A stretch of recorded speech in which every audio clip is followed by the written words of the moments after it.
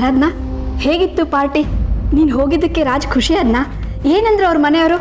ಎಲ್ಲರೂ ಚೆನ್ನಾಗಿ ಮಾತಾಡ್ಸಿದ್ರಾ? ಅಯ್ಯಯ್ಯೋ, ತುಂಬಾ ಚೆನ್ನಾಗಿ ಮಾತಾಡ್ಸಿದ್ರು. ಅಲ್ಲಿ ನನಗೂ ಅಕ್ಕಂಗೂ ರಾಯಲ್ ಟ್ರೀಟ್ಮೆಂಟು. ನೋಡಿದ್ರಾ, ಹೋಗಲ್ಲ ಅಂತಿದ್ರಿ, ಹೋಗಿದ್ದಕ್ಕೆ ಅವ್ರಿಗೂ ಖುಷಿ ಆಯ್ತು, ಈಗ ನಿಮ್ಗೂ ಖುಷಿ ಆಯ್ತು. ಮಗಳೇ, ಹೆಂಗಿತ್ತು ರಾಜಲಕ್ಷ್ಮಿ ಮನೆ? ಅರಮನೆ ಇದ್ದಂಗಿತ್ತ? ಅವ್ರಿಗೆಲ್ಲ ನೀನು ಹೇಳ್ಬೇಕಾಗಿತ್ತು, ರಾಜಲಕ್ಷ್ಮಿ ನಮ್ಮ ಒಟಾರದಲ್ಲೇ ಇದ್ದಿದ್ದು, ಅವನ್ನ ನಾವು ಸೂಪರ್ ಆಗಿ ನೋಡ್ಕೊಂಡ್ವಿ ಅಂತ. ಅಯ್ಯಯ್ಯೋ, ನಾವೇನಪ್ಪ ಹೇಳೋದು? ಅವನೇ ಕಂಡ್ಕೊಂಡವ್ರ ಹತ್ರ ಎಲ್ಲ ಹೇಳ್ಕೊಂಡು ಓಡಾಡ್ತಿದ್ದ. ಆರಾಧನಾ ನನ್ನ ಬೆಸ್ಟ್ ಫ್ರೆಂಡು, ಇವಳು ನನಗೆ ತುಂಬಾ ಬೇಕಾದವಳು ಅಂತ. ಆರಾಧನಾ ಬಂದಿದ್ದಕ್ಕೆ ಪಾರ್ಟಿ ಕಳೆ ಬಂತು ಅಂತ ಹೇಳ್ತಿದ್ರು. ಅದೇನ್ ಕೇಳ್ತೀಯಾ ಅಲ್ಲಿ ಸಿಕ್ಕಿದ ಮರ್ಯಾದೆ ಬಗ್ಗೆ? ಅಬ್ಬಬ್ಬಬ್ಬಬ್ಬಬ್ಬ. ಸಿರಿ, ಪ್ಲೀಸ್. ಏನಾಯ್ತೆ ಆರಾಧ್ನಾ? ಯಾಕೊಂಥರ ಇದೆಯಾ? ಆರಾಧನಾ ಅವರೇ, ಇದು ನಮ್ಮ ಫ್ಯಾಮಿಲಿ ಫಂಕ್ಷನ್. ಸದ್ಯಕ್ಕೆ ನೀವು ಇಲ್ಲಿ ಬರೋದು ಬೇಡ. ನನಗೆ ಯಾಕೋ ಅನುಮಾನ ಬರ್ತಾ ಇದೆ ಮಗಳೇ. ನಿಜ ಹೇಳು, ಏನಾಯ್ತಲ್ಲಿ? ಅಯ್ಯೋ, ಹೇಳಿದ್ನಲ್ಲಪ್ಪ, ರಾಜ್ ಕಡೆಯಿಂದ ನಮ್ಗೆ ರಾಜ್ ಮರ್ಯಾದೆ ಸಿಕ್ತು ಅಂತ. ಮತ್ತೆ ಆರಾಧ್ನಾ ಯಾಕೆ ಅಳ್ತಾ ಇದ್ದಾಳೆ? ಅಮ್ಮ, ಅಲ್ಲಿ ಆರಾಧನೆಗೆ ತೋರಿಸಿರೋ ಪ್ರೀತಿ ವಿಶ್ವಾಸನೆಲ್ಲ ನೋಡಿ ಮನಸ್ಸು ತುಂಬಿ ಕಣ್ಣೀರು ಬರ್ತಾ ಇದೆ. ಸಿರಿ, ಏನೇ ಕಿರಿಸ್ತಾ ಇದೀಯಾ? ನಿನ್ ಜೊತೆ ಹಲ್ಕಿರ್ಕೊಂಡು ಬಂದಲ್ಲ, ನನಗೂ ಅವಮಾನ ಆಗಿದೆ ಇಲ್ಲಿ. ಅವಮಾನನಾ? ಏನೇ ಹೇಳ್ತಿದೀಯಾ? ಮಗಳೇ, ಏನಾಯ್ತು ಅಂತ ಸರಿಯಾಗಿ ಹೇಳು. ಏನು ಅಂತ ಹೇಳಿ ಅಪ್ಪ? ಆ ರಾಜಿಗೆ ನಾವು ಅಲ್ಲಿ ಹೋಗೋದು ಸ್ವಲ್ಪನೂ ಇಷ್ಟ ಇರಲಿಲ್ಲ, ಅದಕ್ಕೆ ರಾಂಗ್ ಲೊಕೇಶನ್ ಕಳ್ಸಿದ್ದ ಅವನು.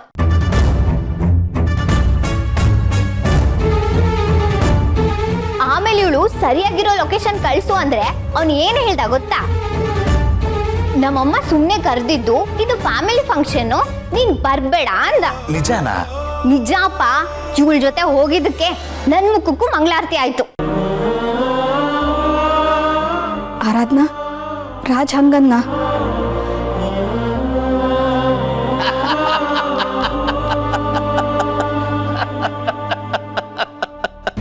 ಅಪ್ಪ, ನಂಬಕ್ಕೆ ಆಗ್ತಾ ಇಲ್ಲ. ಆ ರಾಜಲಕ್ಷ್ಮಿ ಒಟಾರ ಬಿಟ್ಟೋಗಿದ ತಕ್ಷಣ ಹೊತ್ತಿದ್ದು ಗೋಳಾಡಿದ್ದು, ಊಟನೂ ಮಾಡ್ತಾ ಇರಲಿಲ್ಲ, ತಿಂಡಿನೂ ಮಾಡ್ತಾ ಇರ್ಲಿಲ್ಲ. ಅವ್ರ ಜೊತೆಲಿಲ್ಲ ಅಂತ ಹೇಳ್ಬಿಟ್ಟು ಇವಳು ಬಂದಿರೋ ಕೆಲ್ಸನೆಲ್ಲ ಬಿಟ್ಬಿಟ್ಲು. ಆದ್ರೆ ಅವನು ಇವಳನ್ನ ಮನೆ ಒಳಗಡೆನೂ ಬಿಟ್ಕೊಳ್ಳಿಲ್ಲ. ಎಂಥ ಫ್ರೆಂಡ್ಶಿಪ್ಪು! ಮನೆ ಒಳಗಡೆ ಹಂಗಿರ್ಲಿ ಅಪ್ಪ, ಗೇಟ್ ಒಳಗಡೆನೂ ಕರೀಲಿಲ್ಲ ಅವನು.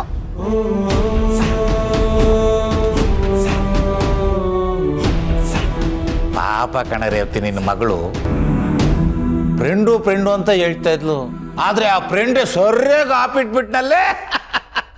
ರೀ, ಉರಿಯೋ ಬೆಂಕಿಗೆ ತುಪ್ಪ ಸುರಿಬೇಡಿ, ಸುಮ್ನಿರಿ.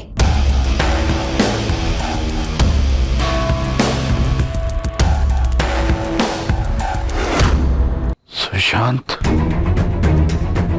ನೀನು ಏನ್ ಹೇಳ್ತಿದ್ಯಪ್ಪ?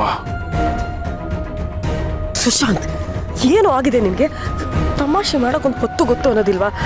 ಸುಶಾಂತ್, ನೀನು ಈ ಥರ ಮಾತಾಡಿದ್ರೆ ಬಂದವ್ರಿಗೆ ಏನು ಅನ್ಕೊಳ್ಳಲ್ವೋ? ಅಮ್ಮ, ನಾನು ಜೋಕ್ ಮಾಡ್ತಿಲ್ಲ, ನಾನು ನಿಜಾನೇ ಹೇಳ್ತಿದ್ದೀನಿ. ನನಗೆ ಆಸ್ತಿ ಅಧಿಕಾರ ಇದು ಯಾವುದೂ ಬೇಡ. ಹೇ ಸುಶಾಂತ, ಯಾಕೋ ಹೀಗೆಲ್ಲ ಮಾತಾಡ್ತಾ ಇದೆಯಾ? ನಿನ್ನ ಕೈಗೆ ಕಂಪ್ನಿ ಒಪ್ಪಿಸ್ಬೇಕು ಅನ್ನೋದು ನಿಮ್ಮ ತಂದೆ ಕನಸು.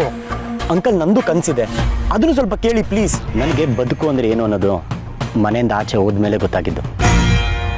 ನನ್ನ ಮನೆಯಿಂದ ಆಚೆ ಇದ್ದಷ್ಟು ದಿನ ನನ್ನ ಲೈಫಲ್ಲಿ ತುಂಬ ದೊಡ್ಡ ಬದಲಾವಣೆ ಆಗಿದೆ. ಮೊದಲು ಮನೆಯಿಂದ ದೂರ ಇರೋಕ್ಕೆ ತುಂಬ ಕಷ್ಟ ಆಗ್ತಿತ್ತು, ಯಾವುದು ಅಡ್ಜಸ್ಟ್ ಆಗ್ತಿರ್ಲಿಲ್ಲ. ಹೇಗೆ ಸಂಪಾದನೆ ಮಾಡಬೇಕು ಅಂತಲೂ ಗೊತ್ತಿರಲಿಲ್ಲ. ಕಂಪ್ಲೀಟ್ ಝೀರೋ ಆಗಿದೆ ನಾನು. ಫುಡ್ ಡೆಲಿವರಿ ಕೆಲ್ಸಕ್ಕೆ ಸೇರಿಕೊಂಡು ಟ್ರಾಫಿಕಲ್ಲಿ ಗಂಟೆ ಕಾದು ಒದ್ದಾಡ್ಕೊಂಡು ಡೆಲಿವರಿ ಮಾಡೋಕ್ಕೆ ಅಂತ ಮನೆ ಹತ್ರ ಹೋದರೆ ಲೇಟಾಗಿ ಬಂದಿದೆ ಅಂತ ಬಾಯಿಗೆ ಬಂದಾಗ ಬೈತಿದ್ರು. ನನಗೂ ಹೊಟ್ಟೆ ಹಸಿತಿತ್ತು, ಕೈಯಲ್ಲಿ ಫುಡ್ಡು ಇರ್ತಿತ್ತು, ಆದರೆ ನನ್ಗಲ್ಲ.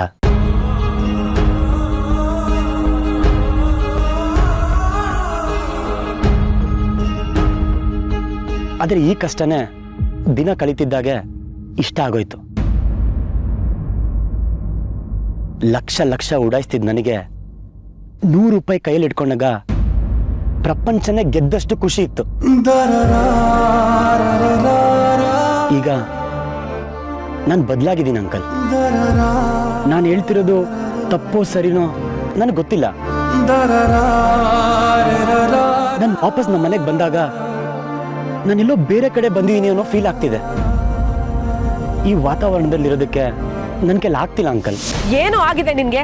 ನಿನ್ನ ಮನೇಲೆ ನಿನ್ಗೆ ಉಸಿರು ಕಟ್ಸೋಂತ ವಾತಾವರಣನ ನಮ್ಮ ಜೊತೆ ಇರೋದೇ ನಿನಗೆ ಕಷ್ಟನಾ? ಅಮ್ಮ, ನಾನು ಹಾಗೆ ಹೇಳ್ತಿಲ್ಲ. ನಿಮ್ಮೆಲ್ಲರೂ ಪ್ರೀತಿ ನನ್ಗೆ ಬೇಕಮ್ಮ. ಆದ್ರೆ ಈ ಶ್ರೀಮಂತಿಗೆ ಬೇಡ ಅನಿಸ್ತಿದೆ.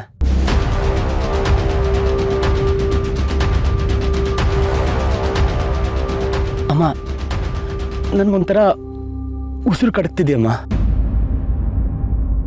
ಅದಕ್ಕೆ ಅಪ್ಪ ನನಗೆ ವಹಿಸ್ತಿರೋ ಈ ಜವಾಬ್ದಾರಿನ ತಗೊಳ್ಳಲ್ಲ ಅಂತಿರೋದು. ಸುಶಾಂತ್, ಏನು ಮಾತಾಡ್ತಿದ್ಯಾ ನೀನು? ಬೇಡ ಅಂದ್ರೆ ಹೇಗಪ್ಪ? ನಾನು ನಿನಗೆ ಜವಾಬ್ದಾರಿ ಹೊರಿಸೋ ನೆಪದಲ್ಲಿ ಹೊರೆ ಹೊರಿಸ್ತಾ ಇದ್ದೀನಿ ಅಂತ ಮಾತ್ರ ಅನ್ಕೊಂಡ್ಬಿಡ್ಬೇಡ ನೀನು. ಇದೆಲ್ಲ ಯಾರಿಗೋಸ್ಕರ? ಯಾವತ್ತಿದ್ರೂ ಇದು ನಿಂದೆ ಅಲ್ವಾ? ನೀನೇ ಅಲ್ವಾ ಅನುಭವಿಸ್ಬೇಕು ಇದನ್ನ. ಅಪ್ಪ, ನೀವು ಈ ಹಂತಕ್ಕೆ ಬಂದಿದ್ದೀರಲ್ಲ, ನೀವು ನನ್ನ ವಯಸ್ಸಲ್ಲಿದ್ದಾಗ ನಿಮ್ಮ ತಂದೆ ಅಂದರೆ ನಮ್ಮ ತಾತ ಅವ್ರು ಸಂಪಾದನೆ ಮಾಡಿರೋದೆಲ್ಲ ನಿಮ್ಮ ಕೈಯಲ್ಲಿಟ್ಟು ಬೆಳೆಸು ಅಂತ ಹೇಳಿದ್ರ? ಇಲ್ಲಪ್ಪ, ನಿನಗೆ ಗೊತ್ತಲ್ಲ, ನಮ್ಮಲ್ಲಿ ಕಡು ಬಡತನ ಇತ್ತು. ನಾನು ಕಷ್ಟಪಟ್ಟು ಓದಿ ಸಂಪಾದನೆ ಮಾಡಿ ಗಳಿಸಿದ ಆಸ್ತಿ ಇವೆಲ್ಲ. ಅಂದರೆ ನೀವೇ ದುಡ್ದು ನಿಮ್ಮ ಶ್ರಮದಿಂದ ಇದೆಲ್ಲ ಕಟ್ಟಿದ್ದೀರಲ್ವಾ? ನಾನು ನಿಮ್ಮ ಮಗ, ನನಗೂ ಕನಸಿರತ್ತಲ್ಲಪ್ಪ. ನಾನು ನಿಮ್ಮ ಹಾಗೆ ಶ್ರಮದಿಂದ ಅಂದ್ಕೊಂಡಿರೋದನ್ನ ಸಾಧಿಸ್ಬೇಕು. ಹಗಲು ರಾತ್ರಿ ದುಡಿದು ಒಂದು ಕಂಪ್ನಿ ಕಟ್ಟಿ ಅದನ್ನ ಬೇರೆ ಲೆವೆಲ್ಗೆ ತಗೊಂಡೋಗ್ಬೇಕು. 100 ಜನಕ್ಕೆ ಕೆಲಸ ಕೊಡ್ಬೇಕಪ್ಪ. ಈ ಕನಸನ್ನ ನನಸು ಮಾಡ್ಕೊಳ್ಳೋಕ್ಕೆ ನನಗೊಂದು ಅವಕಾಶ ಕೊಡ್ತೀರಪ್ಪ? ನೀವಾಗಲೇ ಹೇಳಿದ್ರಲ್ಲಪ್ಪ, ಮಗ ಗುರಿ ತಲುಪಿ ವಾಪಸ್ ಬಂದ ಅಂತ. ಯಾರು ಗುರಿ ತಲುಪಿ ವಾಪಸ್ ಬರಲ್ಲಪ್ಪ. ಒಂದು ಗುರಿ ಮುಟ್ಟಿದ ಮೇಲೆ ಇನ್ನೊಂದು ಗುರಿ ಉಟ್ಕೊಳ್ಳುತ್ತೆ ಅಲ್ವಪ್ಪ? ಆ ಗುರಿ ಕಡೆ ಹೆಜ್ಜೆ ಹಾಕೋದೇ ಅಲ್ಲಪ್ಪ ಜೀವನ. ಅಪ್ಪ, ಫಸ್ಟ್ ಟೈಮ್ ನನ್ನ ಜೀವನ ಹಿಂಗೆ ಇರಬೇಕು ಅಂತ ಒಂದು ಕ್ಲಾರಿಟಿ ಸಿಕ್ಕಿದೆ. ಅದನ್ನು ನಾನು ರೂಪಿಸ್ಕೊಳ್ತೀನಪ್ಪ. ಆ ನಂಬಿಕೆ ನನಗಿದೆ. ಅಲ್ಲ, ಅಪ್ಪನೇ ಎಲ್ಲ ಅಧಿಕಾರನೂ ಕೊಡ್ತಿರುವಾಗ ಬೇಡ ಅಂತಿದ್ದಾನಲ್ಲ. ಅಮಲ, ಯಾರು ನಿನ್ನನ್ನು ಮುಳುಗಿಸ್ತಾರೆ ಅಂತ ಹೆದರಿದ್ಯೋ ಅದೇ ಮನುಷ್ಯ ಇವತ್ತು ನಿನ್ನ ಬದುಕಿಸಿದ್ದಾನೆ. ಆ್ಯಂಡ್ 1 ಲಾಸ್ಟ್ ಚಾನ್ಸ್ ಕೊಟ್ಟಿದ್ದಾನೆ. ರೀ, ಮಗ ಮನೆ ಬಿಟ್ಟು ಹೋಗ್ತಾ ಇದ್ದಾನ್ರಿ. ರೀ, ಮಗನ ತಡೀರಿ. ರೀ, ಯಾಕ್ರಿ ಸುಮ್ಮನೆ ನಿಂತ್ಕೊಂಡು ಹೊಡ್ತಾ? ಅಯ್ಯೋ ಸುಶಾಂತ್, ಸುಶಾಂತ್ ಇರೋ. ಸುಶಾಂತ್, ಎಲ್ಗೋ ಹೊರಟಿದ್ಯಾ? ಸುಶಾಂತ್, ನನ್ನ ಮಾತು ಕೇಳು. ಏನು ಆಗಿದೆ ನಿಂಗೆ? ಏನೋ ಮಾಡಕ್ ಹೊರಟಿದ್ಯಾ ನೀನು? ಅಮ್ಮ, ದಯವಿಟ್ಟು ನನ್ನ ಕ್ಷಮಿಸು. ನಾನು ಎಲ್ಲಿಗೂ ಹೋಗ್ತಿಲ್ಲ. ನಾನು ಎಲ್ಲೇ ಇದ್ರು ನಿನ್ನ ಮಗ ನಿನ್ನ ನೆನಪಲ್ಲೇ ಇರ್ತಾನೆ. ಅಂದ್ರೆ ಏನೇನು ಮಾತಿನರ್ಥ? ಎಲ್ಲಿ ಹೊರಟಿದ್ಯಾ ಈಗ ನೀನು? ನಾನು ನನ್ನ ಕನಸಿನಿಂದ ಹೋಗ್ತಾ ಇದ್ದೀನಮ್ಮ. ನನಗೆ ಆಶೀರ್ವಾದ ಮಾಡು. ಸುಶಾಂತ್, ಏನಾಗಿದೆ ನಿನಗೆ? ಮಗ ಎಷ್ಟೋ ದಿನ ಆದ್ಮೇಲೆ ಮನೆಗೆ ಬಂದಿದ್ದಾನೆ, ಮನೆ ತುಂಬಿಕೊಂಡಿದೆ ಅಂತ ನಾನು ಖುಷಿ ಪಡ್ತಾ ಇದ್ದೀನಿ ಕಣೋ. ಮತ್ತೆ ನನ್ನನ್ನು ಬಿಟ್ಬಿಟ್ಟು ಹೋಗ್ಬೇಡ ಕಣೋ, ಪ್ಲೀಸ್ ಸುಶಾಂತ್. ಅಮ್ಮ, ನೀನು ಇದರ ದುಃಖ ಪಡ್ಕೊಂಡು ಕಳಿಸ್ಬೇಡ. ಇದೆಲ್ಲ ಒಳ್ಳೇದಲ್ಲ. ನೋಡು, ನಾ ಈ ಮನೆಗೆ ಯಾವಾಗ ಬೇಕಾದ್ರೂ ವಾಪಸ್ ಬರ್ಬೋದು, ಯಾವಾಗ ಬೇಕಾದ್ರೂ ಅಪ್ಪನ ಕಂಪ್ನಿನ ನಡ್ಸ್ಕೊಂಡು ಹೋಗ್ಬೋದು. ಆದರೆ ನನ್ನ ಕನಸನ್ನ ಈಗ ಮಾತ್ರ ನನಸು ಮಾಡ್ಕೊಳಕ್ಕೆ ಸಾಧ್ಯ. ಈಗ ಕಷ್ಟಪಟ್ಟು ದುಡಿದ್ರೆ ಮಾತ್ರ ನಾನು ಅನ್ಕೊಂಡಿದ್ದು ಮಾಡೋಕ್ಕೆ ಸಾಧ್ಯ.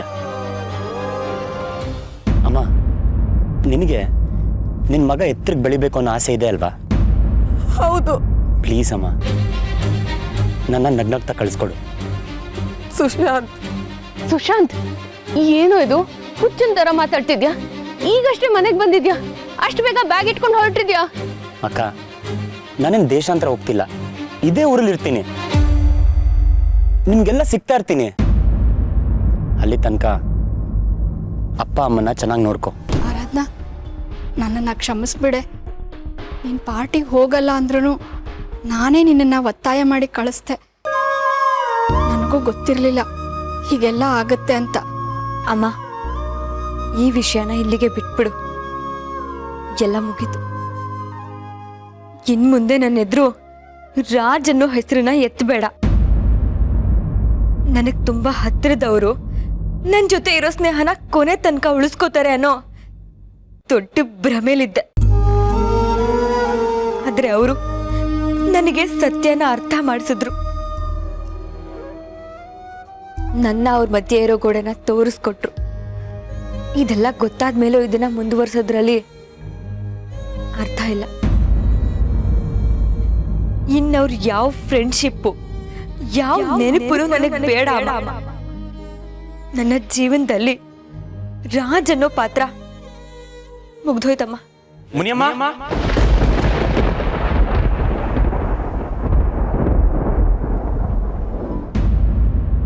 ನನಗೆ ನನ್ನ ಮಗ ನಮ್ಮ ಮನೆಗೆ ಬರಬೇಕು ರೀ.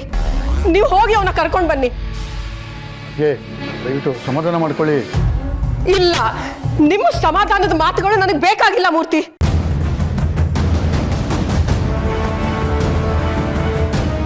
ಅಲ್ಲ ರೀ, ಸುಶಾಂತ್ ಮನೆ ಬಿಟ್ಟು ಹೋಗ್ತಾ ಇದ್ದಾಗ ನೀವ್ ಯಾಕ್ರಿ ಅವನ್ನ ತಡಿಲಿಲ್ಲ? ಮಾತಾಡ್ರಿ. ಯಾಕೆ ನಿಮಗೂ ಮಗ ಮನೇಲಿರೋದು ಇಷ್ಟ ಇಲ್ವಾ? ಹೋಗ್ಲಿ ಅಂತಾನೆ ಅನ್ಕೊಂಡ್ರ? ಏನ್ ಮಾತಾಡ್ತಿದ್ಯಾ ಸಾವಿತ್ರಿ ನೀನು? ಅವ್ನು ನಿನಗೆ ಮಾತ್ರ ಮಗನ, ನನಗೆ ಮಗ ಅಲ್ವಾ? ನೋವು ನಿನಗೆ ಮಾತ್ರ ಇದೆಯಾ, ನನಗಿಲ್ವಾ? ನೀನು ಪಡ್ಕೋತಾ ಇದೆಯಾ, ನಾನು ತಡ್ಕೋತಾ ಇದ್ದೀನಿ ಅಷ್ಟೇ. ಇದ್ದಕ್ಕಿದ್ದಾಗೆ ಅವನು ತಗೊಂಡ ನಿರ್ಧಾರ ನನಗೆ ದೊಡ್ಡ ಆಘಾತ ಆಗೋಯ್ತು. ನಾನು ನಿರೀಕ್ಷೆ ಮಾಡಿರಲಿಲ್ಲ ಸಾವಿತ್ರಿ. ಆದ್ರೂ ನೀವು ಮನ್ಸು ಮಾಡಿದ್ರೆ ಬೈದಾದ್ರೂ ಅವನ ಮನೇಲೇ ಇರಿಸ್ಕೋಬೋದಾಗಿತ್ತು ರೀ. ಆದ್ರೆ ನೀವು ಹಾಗೆ ಮಾಡಲೇ ಇಲ್ಲ. ಮತ್ತೆ ಅದೇ ಮಾತಾಡ್ತೀಯಲ್ಲ ಸಾವಿತ್ರಿ. ಹೇಗೆ ತಡೀಲಿ ನಾನು ಅವನ್ನ? ಬೆಳೆದು ನಿಂತ ಮಕ್ಕಳು ಒಂದು ನಿರ್ಧಾರ ತಗೊಂಡಾಗ ನಾವು ಅದನ್ನು ತಡಿಬಾರ್ದು, ಬಿಟ್ಟು ಬಿಡಬೇಕು. ಆ ನಿರ್ಧಾರ ಅವ್ರಿಗೊಂದು ಅನುಭವನ ಕೊಡುತ್ತೆ. ಆ ಅನುಭವದಿಂದ ಅವರೊಂದು ಪಾಠ ಕಲಿತಾರೆ. ಅಂಥ ಪಾಠನ ನೀನು ನಾನು ಹೇಳ್ಕೊಡೋಕೆ ಸಾಧ್ಯನೇ ಇಲ್ಲ. ಅದರಲ್ಲೂ ನನ್ನ ಮಗ ಸುಶಾಂತ್ ತನ್ನ ಕನಸನ್ನು ನನಸು ಮಾಡ್ಕೊಳ್ಳೋದಕ್ಕೆ ಕೈ ಮುಗಿದು ನನ್ನ ಹತ್ರ ಬೇಡ್ಕೊಂಡ. ಅದೇ ಮಗನ ಅವತ್ತು ನನ್ನ ಮನೆಯಿಂದ ಆಚೆ ಹಾಕಿದೆ. ಒಂದು ಮಾತಾಡದೆ ಅವನು ಹೊರಟೋದ. ಇವತ್ತು ಅವನು ಹೋಗ್ತಾ ಇದ್ದಾನೆ, ನಾನು ಮಾತಾಡೋಕ್ಕಾಗ್ತಿಲ್ಲ. ಎಂಥ ವಿಪರ್ಯಾಸ ಅಲ್ವಾ?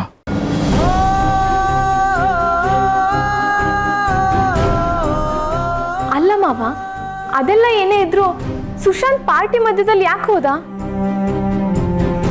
ಹೀಗೆ ಇದ್ದಕ್ಕಿದ್ದಂಗೆ ಹೋಗೋದು ತಪ್ಪಲ್ವಾ? ಅದು ಏನೇ ಇದ್ರು ನಾವೆಲ್ಲ ಕುತ್ಕೊಂಡು ಆಮೇಲೆ ಮಾತಾಡ್ಬೋದಿತ್ತು. ಮನೆಯಿಂದ ಆಚೆ ಹೋಗಿನೇ ಕನ್ಸನ್ನೆಲ್ಲ ನನ್ಸ್ ಮಾಡ್ಕೋಬೇಕಾ? ಇದ್ದೇ ನನ್ನ ಪ್ರಶ್ನೆ. ಅವನೇನೋ ಯಾವ್ದೋ ಉತ್ಸಾಹದಲ್ಲಿ ನಾ ಮನೆಯಿಂದ ದೂರ ಹೋಗಿ ಏನೋ ಸಾಧಿಸ್ತೀನಿ ಅಂತ ಹೇಳ್ಬಿಟ್ರೆ ನೀವೆಲ್ಲ ಯಾಕೆ ಸುಮ್ಮನಿದ್ರಿ?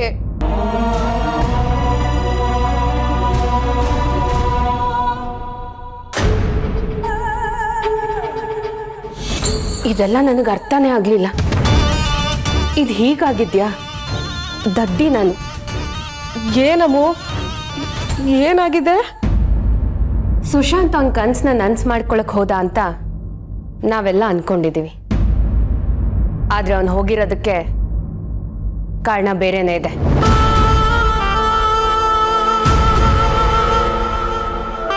ಏನ್ ಮಗಳೇ ನೀನು ಹೇಳ್ತಾ ಇರೋದು? ಏನ್ ಕಾರಣ? ಅವನವನ ಫ್ರೆಂಡ್ ಆರಾಧನ ಮಾತು ಕೇಳ್ಕೊಂಡು ಮನೆ ಬಿಟ್ಟು ಹೋಗಿದ್ದಾನೆ.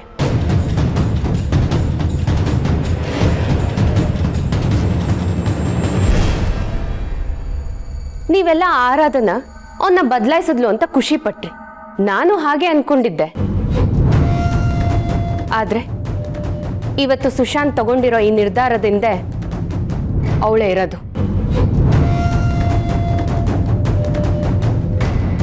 ಅವನು ನನ್ನ ತಮ್ಮ, ಧರ್ಮೇಂದ್ರ ಪ್ರಧಾನ್ ಅವ್ರ ಮಗ. ಅವನು ಹೋಗಿ ಯಾವುದೋ ಹುಡುಗಿ ಹಿಂದೆ ಬಿದ್ದು ಹಾಳಾಗೋಗ್ತಿದ್ದಾನಲ್ಲ. ಅಮಲ,